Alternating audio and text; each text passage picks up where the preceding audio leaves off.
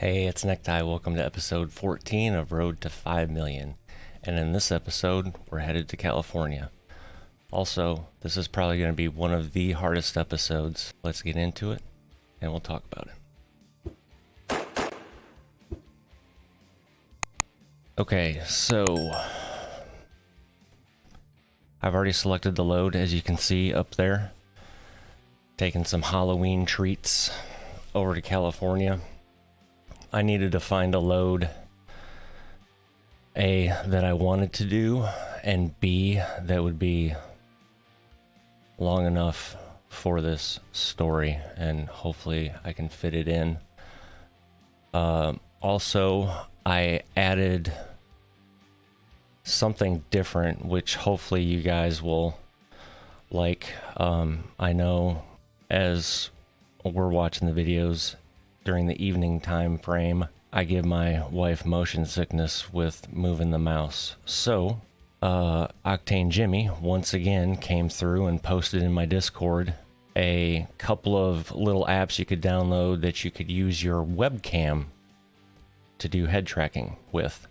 So, since I had, I think it's a Logitech C920 sitting in a drawer because I went with an Elgato face cam.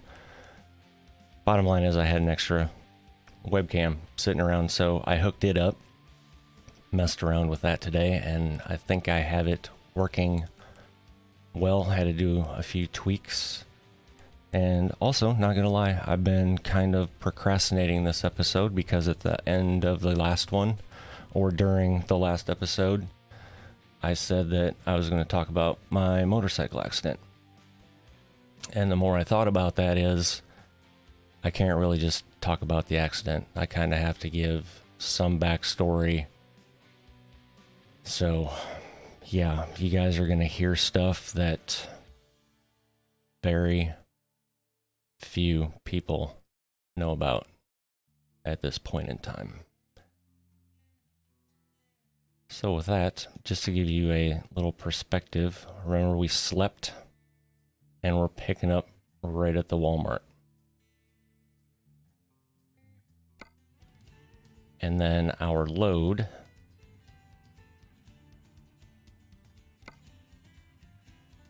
is not showing on there because we already selected it. I think it's like a 10-hour drive, something like that. Anyway, let's go get it. I also think it's raining again. So I can press a button now on my mouse and center it and barely turn my head.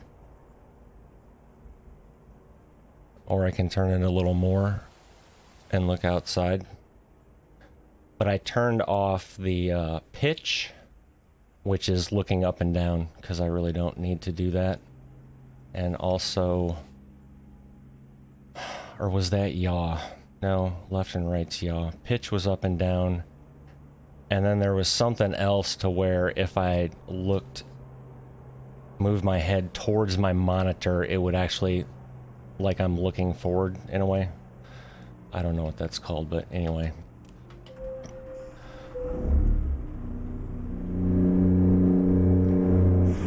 I'm not sure I'm gonna entirely like this though, because I have like a 2-degree dead zone in it, which is the max you can have. And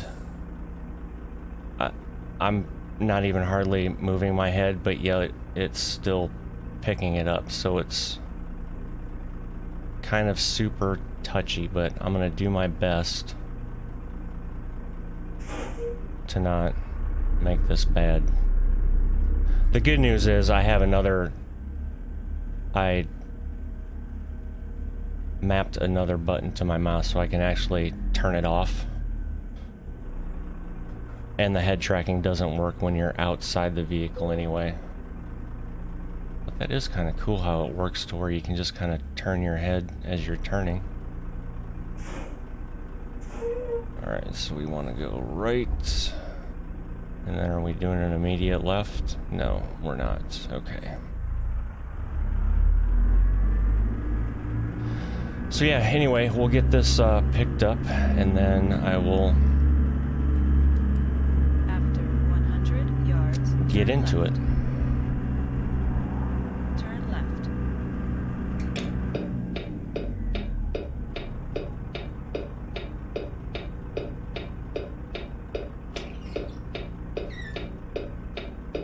Is it still raining, or was that just on... No, I think that was just on the windshield. Alright, so let's pop out here. Good thing I looked. Good this way, yes.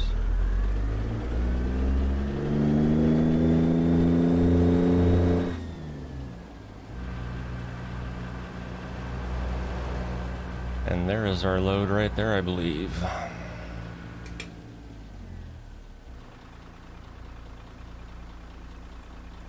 You have reached your destination. Yep.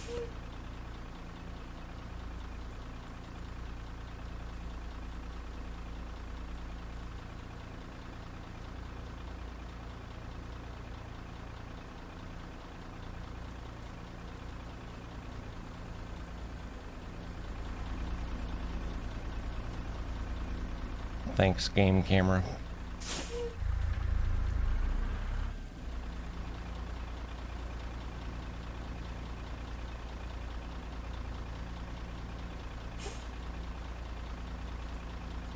I guess I can just pop back in and do it this way.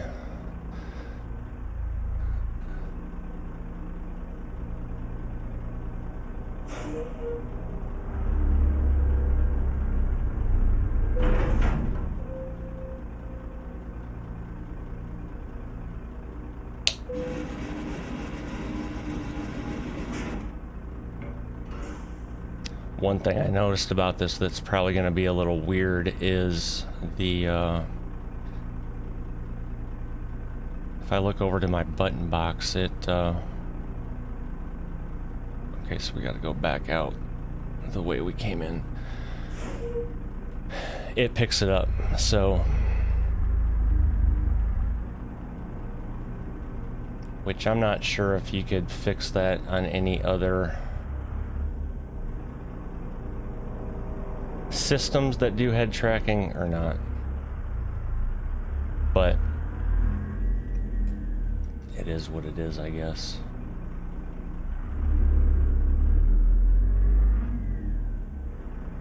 They don't make this that freaking easy, do they?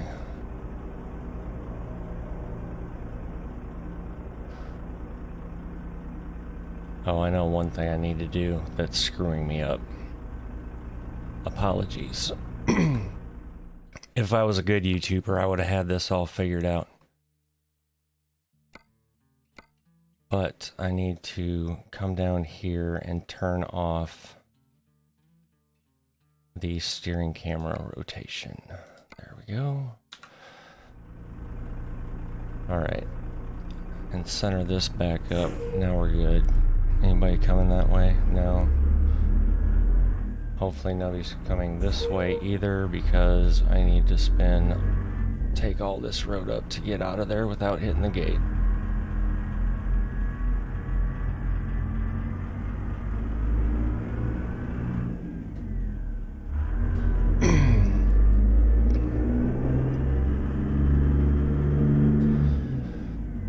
After 100 yards, turn right. Turn right.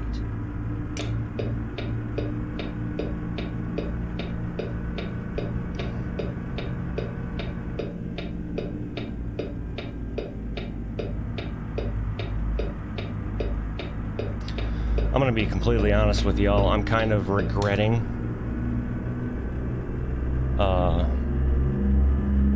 mentioning that I would talk about the motorcycle accident. However, I think it'll be good for me as well to talk about it openly like this. The second part of that is maybe somebody sees this and it helps them deal with whatever they're going through. And then the third thing is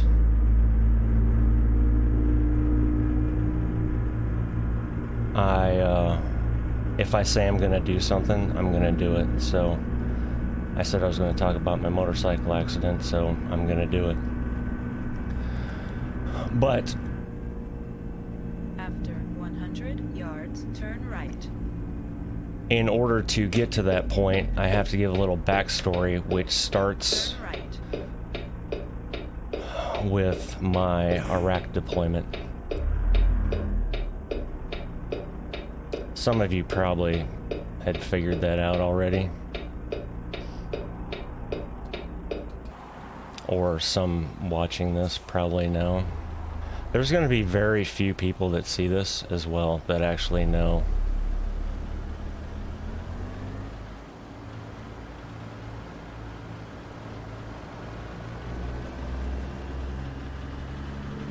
Good Lord. Okay. So I mentioned that I had a no-notice 365 to Iraq. Which, no big deal. I mean, deep down I kind of wanted to go anyway, right? I think most military people did at the time. Like, that's what we're there for, right? So, while I was, my whole job while I was there is I was part of a MITT team, M-I-T-T, which is a military intelligence transition team. And what we did was, I forgot my high beams are on. What we did is we taught Iraqis how to do intelligence. And we were part of the Ministry of Defense. So the Iraqi Ministry of Defense. That is roughly equivalent to, if I remember correctly, our DIA, which is Defense Intelligence Agency. So we were teaching those folks. Now, I don't know Arabic, I don't know any of that, so we taught with interpreters. That being said, we were stationed in the green zone, is what they called it, Baghdad, and worked out of one of Saddam's palaces. And with that job, we traveled all over. So Iraq was broke up into 5 sectors, I believe it was, and we were tasked with teaching in each one of those sectors. And the first one was Baghdad. Now, with that, there was an intel school up in Taji, Iraq, which was about an hour north of Baghdad, maybe an hour and a half north of Baghdad. And this was, I got there in June of 2005. I'm pretty sure what I'm about to talk about happened in January 2nd, January 3rd, something like that. I was gonna look all of this stuff up, but I forgot, so the exact date isn't so important as the story is. But anyway, on that day, we were supposed to go pick up some students that had graduated and bring them back to Baghdad. And our colonel, who was an Army colonel, now remember I was Air Force. Okay, this MIT team that I was on was all services. We had Marines, Army, Navy, everybody. So it was a joint deal. And our commander, who was a full-bird colonel, 06, was Army. And he had tasked me with going and picking those guys up. Well, what that entails is, holy crap, stay off the rumble strip. What that entails is a convoy, right? Because we were a MIT team. We didn't have that capability, right? We weren't going ourselves. So I had to find escorts, which, think escorts, think gun trucks, that sort of thing. We were basically, in air quotes, the package, right? They were escorting us up there. Well, on the way, there was a gun truck that was in front of us, the one directly in front of us, got taken out by an IED. And it was so close that we felt a concussion in our vehicle. And the vehicle I was in was called a Rhino bus. It's basically an armored bus. Holy crap, Ty. Yeah, it's basically an armored bus. And we were told by the convoy commander that if anything happened, we stayed in the bus, right? Because again, we were considered the package. Even though we had our guns, we had everything, we could have, done whatever, we were instructed to stay inside the bus. So, obviously, the IED goes off, hits the truck in front of us, which is a Humvee, by the way. And the Humvee instantly went left. And we were on a 4-lane highway similar to this right now. And instantly went left across the other lanes and into a grove of trees, which brought the convoy to a stop. Now, technically, you're not supposed to stop in a kill zone like that. However, our bus driver was not military. He was an Iraqi interpreter. And as a matter of fact, the minute he slammed on the brakes and stopped, I was yelling at him to keep going because I knew that you don't stop in the kill zone like that. Anyway, at this point, we're stopped now. We can't go anywhere because the vehicles behind us, the escorts, are stopped. And so now everybody's assessing the situation, right? Because there was actual civilian traffic on the road. It was a shit show in a hurry. During that process, I had stood up. Well, actually, I was still standing, but I went to the back of the bus to look out the window, and I saw the medic and one other guy take off running towards that gun truck that just got hit. In that process, I see the medic and this other guy running across the road, and at the same time, another IED went off right where they were. So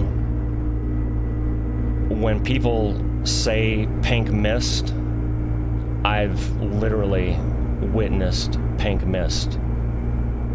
Because as these two were running across, the IED went off, and then all of a sudden they're not there. All it was dust and pink. They were basically vaporized. And then 2 other people I found out later were also killed in that gun truck that was hit. So bottom line is, we didn't make it to Taji. We were out there for like 5 hours. Now, we had a good quick reaction force, because in about 30 or 40 seconds, there were Apaches circling overhead. And then probably 15 minutes later, there were 3 Abrams tanks, A1A Abrams tanks that rolled up. And basically just started driving down the road and pushing vehicles out of the way. It was amazing to see, quite honestly. But so yeah, I went through that, right? So that'll kind of mess a person up in a way.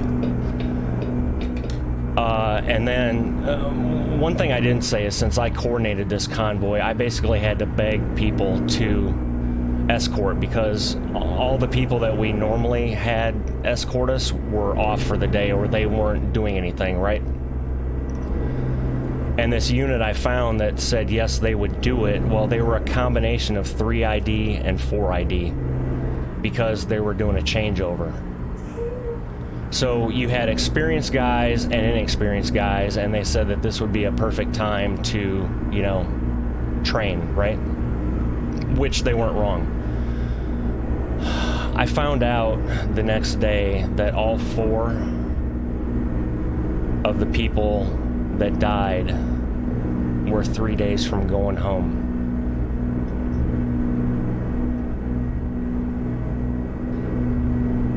And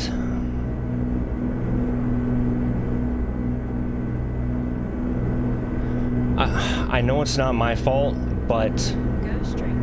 the struggle I still kind of deal with is that they were out there because of me, right? And going back to I don't like getting beat, right? The colonel wanted me to get this done, so I'm going to do what it takes to get it done, right? So that was my mindset.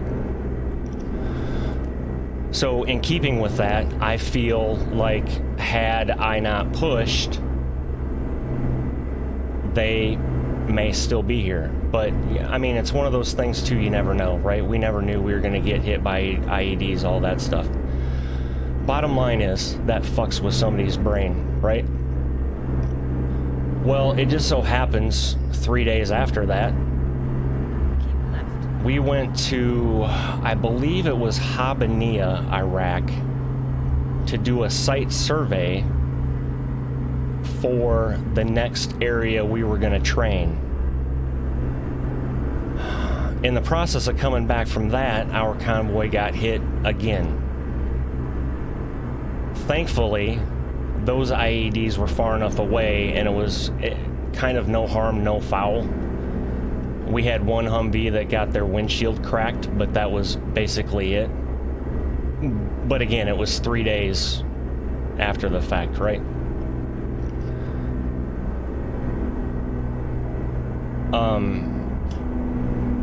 So then let's fast forward to, and there was other stuff in Iraq too.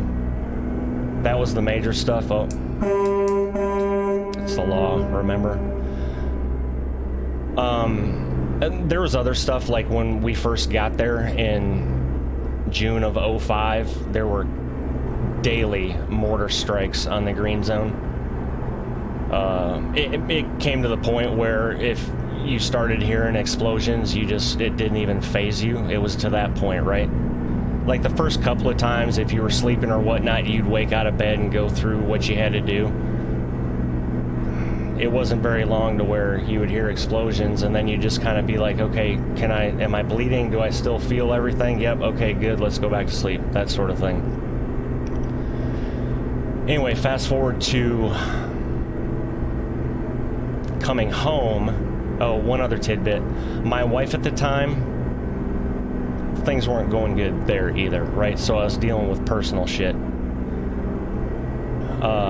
Nothing was ever proved, but anyway, things were going downhill with us because there were things going on back at home that shouldn't have been. And for those of you that are smart enough can probably figure that out. Anyway, so I had that going on, right? Dealing with that crap. And so I get home,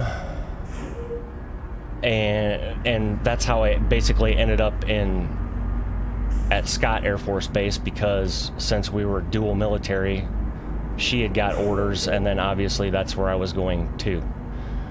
So now I get home, and I have to go back to Dias to out-process, and then basically get my stuff, because I had a motorcycle trailer at the time, and just had a Dodge Ram pickup that I bought when I came back on mid-tour that she wasn't gonna touch, right? So I left that stuff at Dias that I had to go pick up, out-process the base, and then travel to Scott. And And I did that, and then obviously things aren't going good at home. I in-processed the squadron, which is headquarters. It was the headquarters Air Intelligence Squadron, so the Air Intelligence Squadron for headquarters AMC. And since I was a new Master Sergeant, which is E7, they put me in the analysis division because, well, A, that had the most airmen in it, but B, they also had training issues. Like, they were behind on their CDCs, their career development course, and all that stuff. So they, okay, I gotta be honest, I'm not liking this head tracking, so I'm going to turn it off for now. So they put me in charge of that division, and I fixed all that stuff, right? And my commander at the time had seen something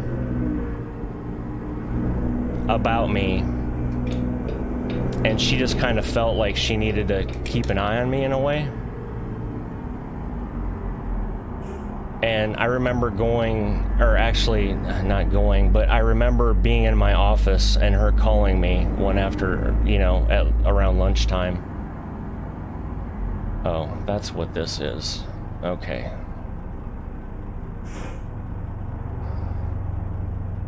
Why do I not have...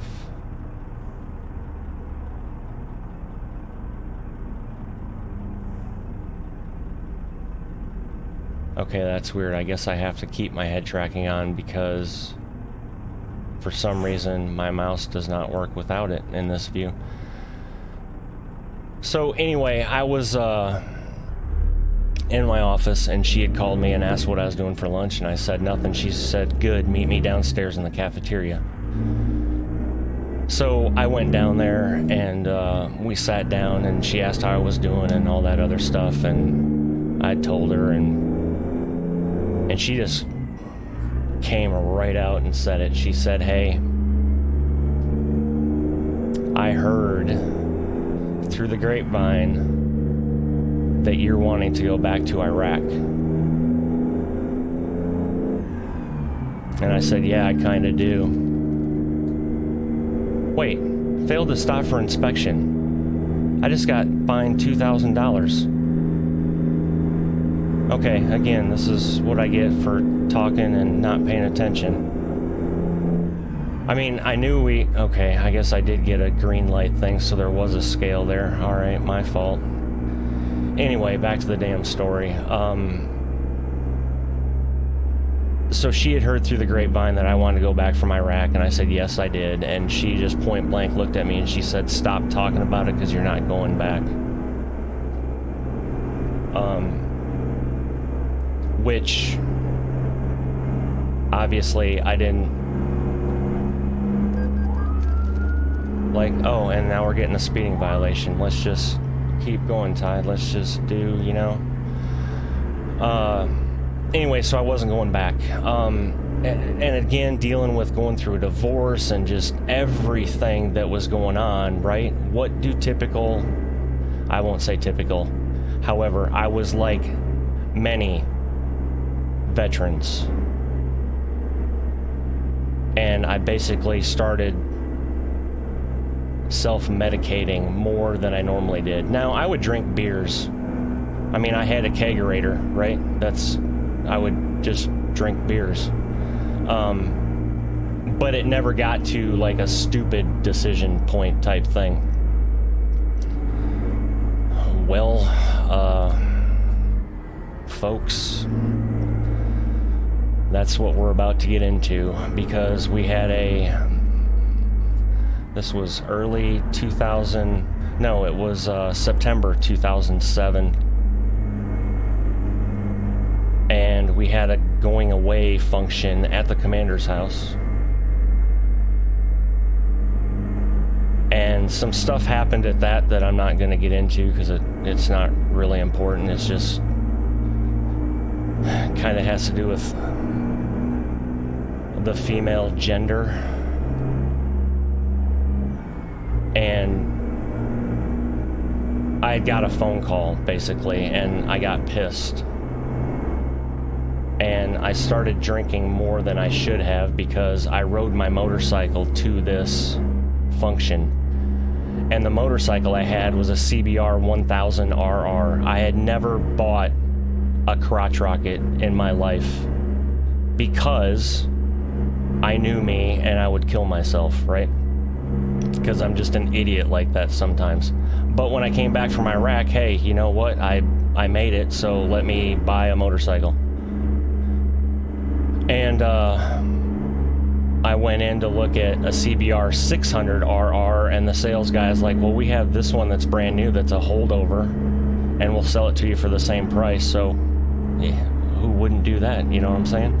Anyway, Commander's house, drank too much. It's like roughly midnight, and people are leaving, so me and the neighbor that was also in the squadron that lived 2 doors down from me in the neighborhood, he rode his motorcycle as well, so we, got our helmet, got our jacket, all that stuff, put it on. Commander even walked us to our motorcycles and asked if we were okay, and I'm like, yeah, I'm fine.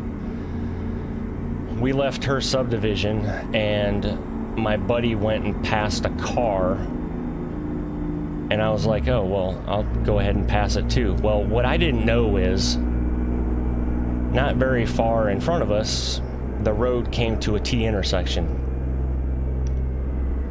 I never stopped. As a matter of fact, the last thing I remember is passing that car, and then I woke up with a big bright light in my face, laying on my back in a hospital bed with my commander on one side and my director of operations on the other, thinking, oh shit. Now, the cops said that they couldn't determine exactly how fast I was going when I crashed, but by the skid marks and everything, they estimated I was going about 80, 85. And I flew so far into this field. Thankfully, there's houses there now, but thankfully there wasn't then. It was just a field. I flew so far into the field that they couldn't even get an ambulance to me. They had to have a helicopter come in and pluck me out. And I was also going so fast that my bike split a rock pile that was in the field. So yeah, I wake up in the hospital, and the doctor comes in and takes his little stethoscope thing, or not his stethoscope, the little hammer thing that they test reflexes with, and ran it up and down my feet and told me to wiggle my toes, so I did. And then the room got completely silent, and I asked what, and my commander said, wiggle your toes, and I was like, I am, and nothing was moving.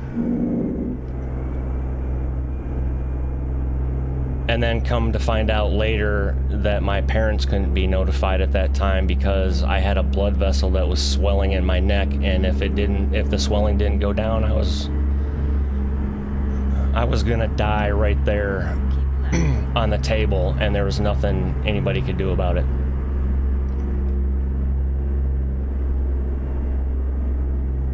I also found out later on that I had flatlined twice on the helicopter on the way to the hospital, and they brought me back. So what had happened is I broke my C1, which is basically a little nub at the top of your spine that your head swivels on, and C6. And I hope they said keep left. Yeah. So broke C1, C6. So at that time, they gave me the option. I could put one of those halo things on where they screw bolts into your neck. And I opted not to have that. I just opted for a surgery. So I have a 6-inch titanium screw in my throat. Well, it's in my spine, but you know, it's where my throat is. That's basically, Keep right. After or 15 yards, exit right ahead. to fix the C1. Exit right ahead. And the day I went in for surgery for that, the surgeon told me that I was his first surgery of the day with similar injuries. I guess the other people had similar injuries. But I was going to be the only one that would be able to walk afterwards, because the other patients, he was going to have to create too much nerve damage or whatever to fixing whatever they had going wrong. But so yeah, that's kind of, you know, being told that as you're going into surgery, like, hey, by the way, you're the only one today that's going to be able to walk before and after. Which I guess I didn't really say. I was partially paralyzed from the waist down for probably seven hours, I think it was. Once the swelling and everything went down in my neck, I was able to walk. So anyway, so that was the motorcycle, right? Now, I was double the legal limit when that motorcycle accident happened. So if anybody doesn't know, the military frowns upon that pretty heavily. So I received an Article 15 for that. I was busted down to Tech Sergeant, which was E6. And I had a suspended bust of $3,000 in pay. For that. But that is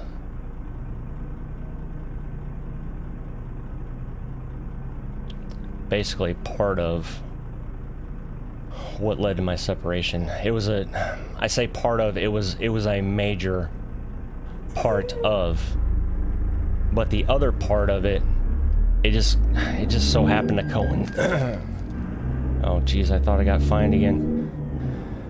Just the loan payment. But it just so happened there were other things going on at the time, like I was involved with a lieutenant, which is a no-no, being enlisted, being involved with a lieutenant.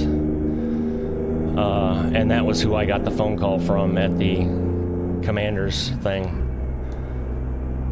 So then, through me being laid up in the hospital, drugged up, I had said something that the commander heard or something, and then there's a command-directed investigation that started with that, and just, yeah, I had my security clearance taken. I was basically treated like the lowest form of life on Earth. Which was really hard to deal with, because 6 months prior, I was winning every yearly award possible for a senior NCO in Intel, for the Command, Air Force Sergeants Association, USO Salute to Tours, or USO Salute to Heroes, is what it was. Crap.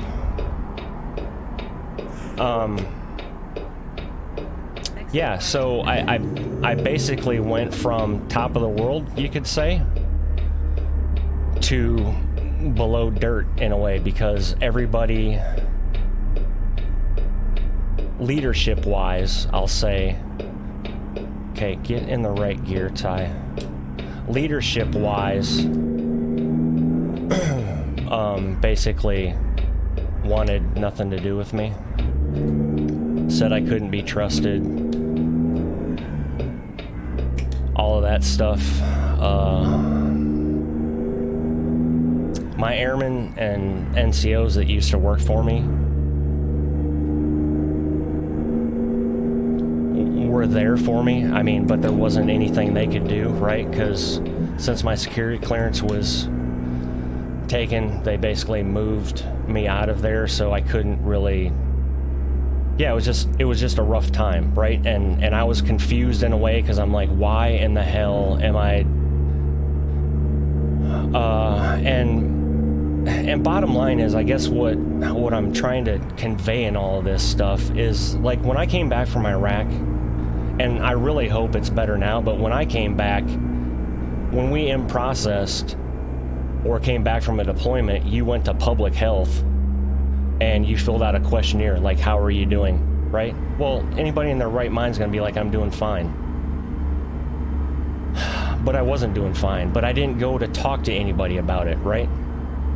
And that's the other thing. I was too damn proud. Like, I can deal with this shit on my own. Obviously not, because it ruined what could have been a 30-year career easily.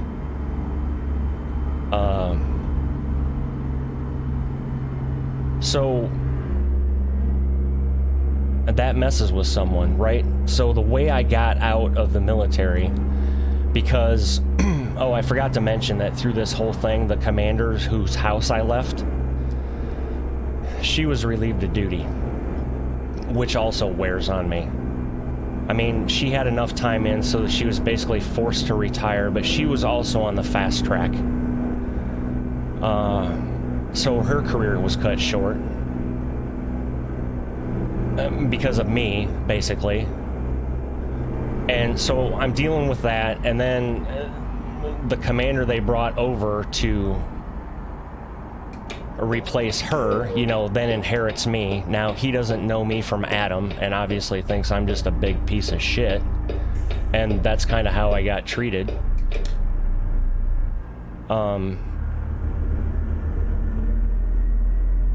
And he went for a big chicken dinner, which is a bad conduct discharge. And I had two options. I could either go for a courts-martial or a separation board. And for those of you who don't know, if you go for a courts-martial, that's basically like a federal charge, so that's on your record forever. So I went for an administrative separation hearing, basically, which was still kind of like court, because you had the Air Force against me, so they had their lawyer.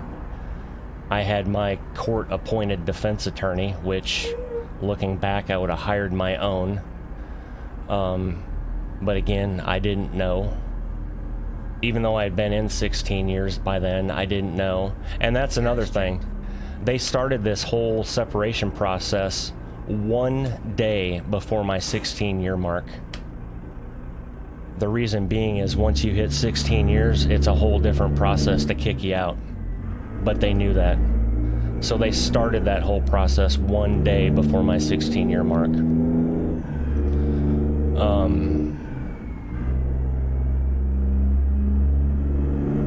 So yeah, I had to sit through that separation hearing.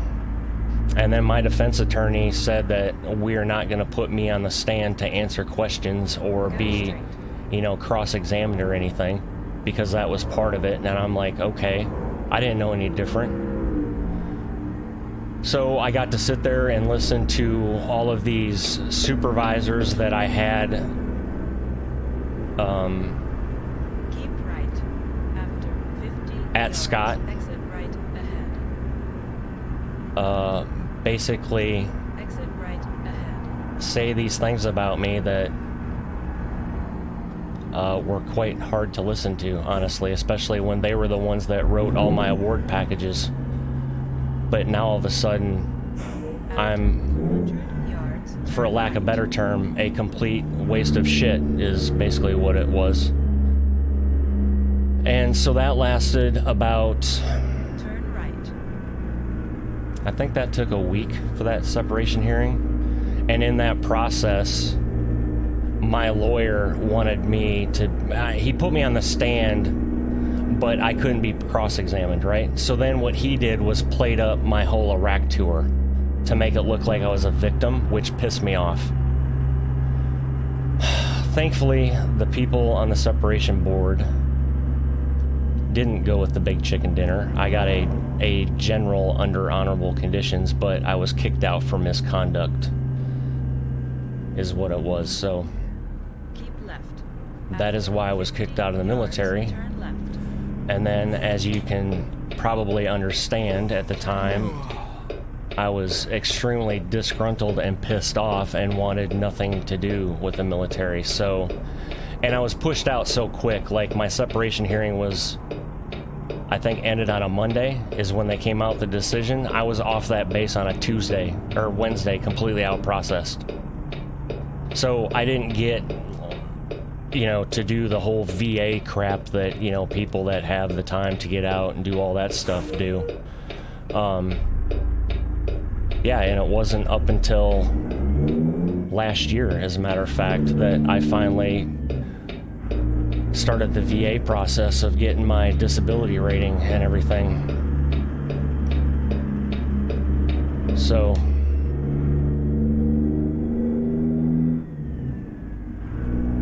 that's Left.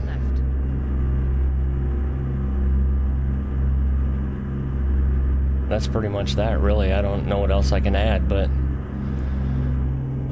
if you're listening to this and have no idea who the hell I am, well, you feel privileged, because there are not many people that I've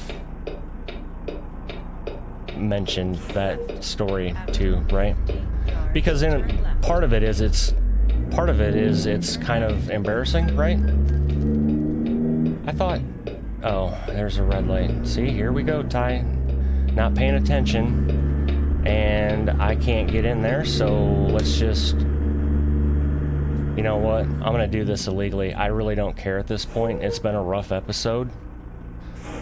So, you wouldn't do this in real life? Maybe you would, because there's no traffic there. I don't know.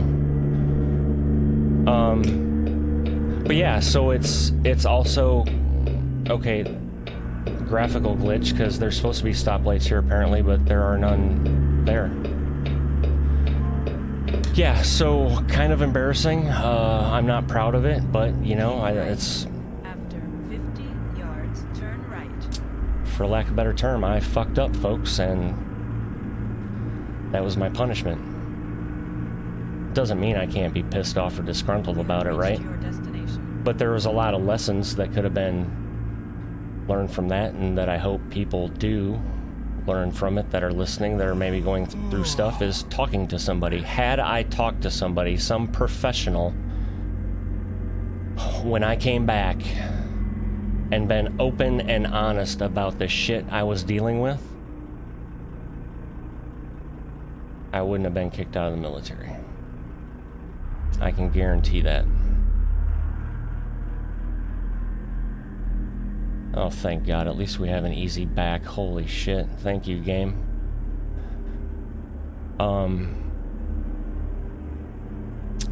But yeah. That's the story.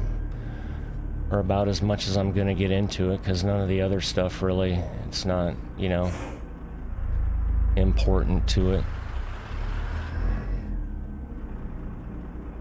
Okay, this is messing with me on this head tracking thing, so I thought that would be better. Maybe I just need to practice with it more.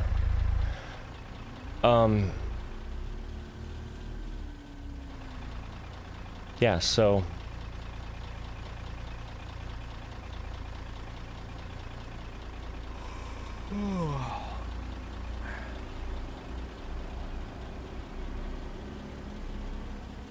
that was that.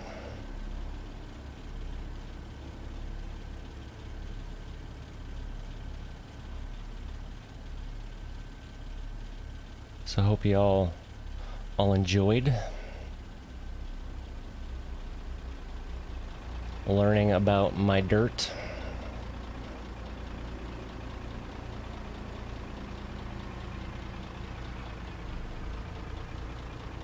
which again, I wouldn't have had to bring up, but I told you guys I'd tell you about my motorcycle accident, and I felt that if I was going to tell you about the motorcycle accident, I didn't shut the truck off. Got all discombobulated.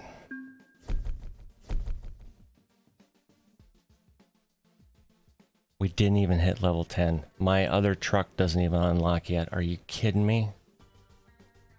Okay, so we didn't level up. That's fine. Let's go back to the truck and shut that off.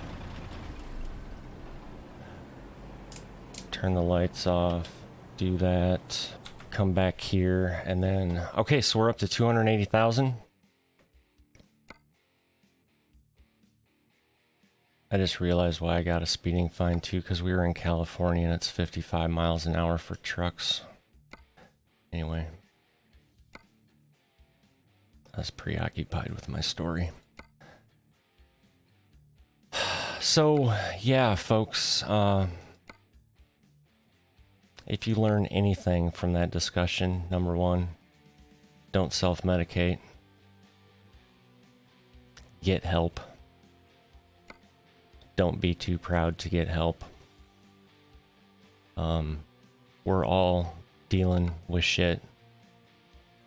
And when it comes right down to it, every one of you watching this, we're all fucked up in the head, right? Just get help if you need it for whatever it is mainly my message of this episode. All right, so I don't know what we're going to do after this. I will look at it later. But as of right now, I somehow managed to keep this whole thing under an hour. And if you made it this far, thank you. Honestly, from the bottom of my heart, I appreciate it. And if you're new, I hope you consider sticking around, subscribing. Would love to have you. And with that, ladies and gentlemen, episode 14 comes to an end. I know I said it off camera, but I'm going to say it again. If you made it this far, from the bottom of my heart, thank you. It means the world to me. And other than that, until the next one, y'all take care. Bye.